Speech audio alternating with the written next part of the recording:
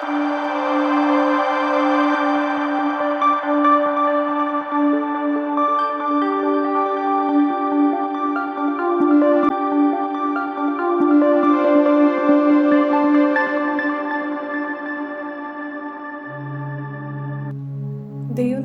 മഹത്വം ഉണ്ടാകട്ടെ.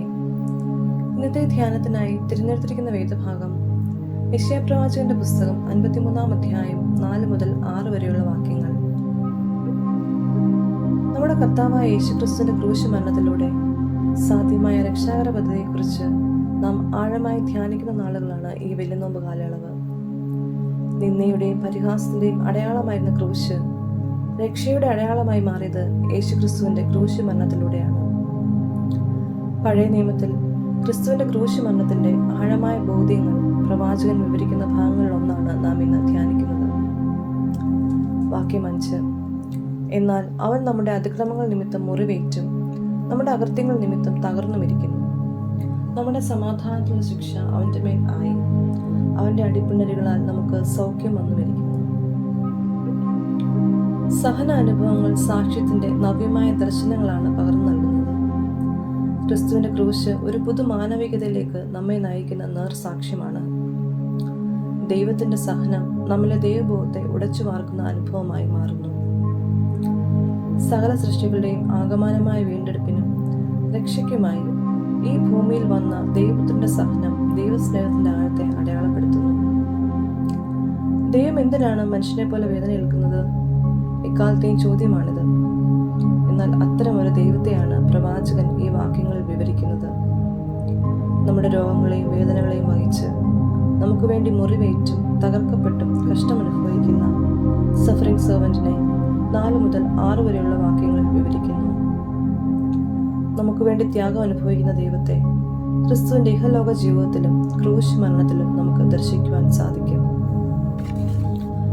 വേദനകളും പ്രയാസങ്ങളും ഒരുവന്റെ പ്രവൃത്തിക്കുള്ള ദൈവത്തിന്റെ ശിക്ഷാവിധിയാണെന്ന് വിശ്വസിച്ചിരുന്ന യഹൂദ സമൂഹം ക്രിസ്തുവിന്റെ ക്രൂശ് മരണവും അവന്റെ പാപങ്ങൾ മൂലമാണെന്ന് തെറ്റിദ്ധരിച്ചു.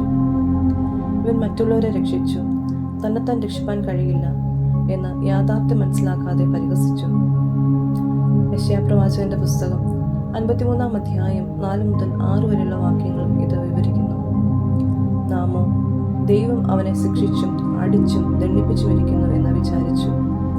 എന്നാൽ നമ്മുടെ സമാധാനത്തിലുള്ള ശിക്ഷ അവന്റെ മേൽ ആയി, യഹോവ നമ്മുടെ എല്ലാവരുടെയും അകത്തെയും അവന്റെ മേൽ ചുമത്തി.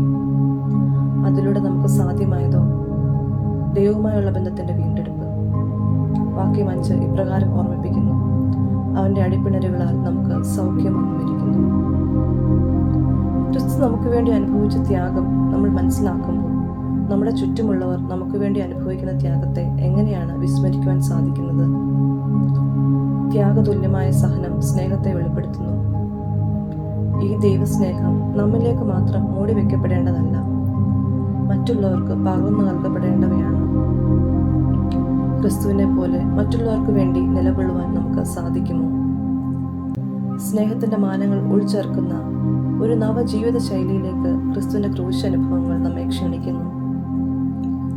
സ്വയ കേന്ദ്രീകൃതമായ ഇന്നത്തെ ജീവിതത്തിൽ ക്രിസ്തുവിനെ പോലെ മറ്റുള്ളവരുടെ വേദനകൾ നമുക്ക് വഹിക്കുവാൻ സാധിച്ചില്ലെങ്കിലും മറ്റുള്ളവർ നമുക്ക് വേണ്ടി അനുഭവിക്കുന്ന ത്യാഗങ്ങളെ മനസ്സിലാക്കുവാനും അംഗീകരിക്കുവാനും സാധിച്ചാൽ ഈ നോമ്പ് കൂടുതൽ അർത്ഥവത്താകുന്നു. നമ്മുടെ ചുറ്റുമുള്ളവരോട് കൃതജ്ഞത ഉള്ളവരായി ജീവിക്കുവാൻ നമുക്കും ക്രിസ്തുവിന്റെ സ്നേഹത്താൽ സാധിക്കട്ടെ. നമുക്ക് പ്രാർത്ഥിക്കാം. കർത്താവേ, നിന്റെ സഹന വഴികളിൽ വെളിപ്പെടുത്തിയ സ്നേഹം മനസ്സിലാക്കുവാനും ഞങ്ങൾക്ക് വേണ്ടി ത്യാഗം അനുഭവിക്കുന്നവരെ അംഗീകരിക്കുവാനും ചുറ്റുമുള്ളവരോട് കൃതജ്ഞതയുള്ളവരായി ജീവിക്കുവാനും ഞങ്ങളെ സഹായിക്കണമേ.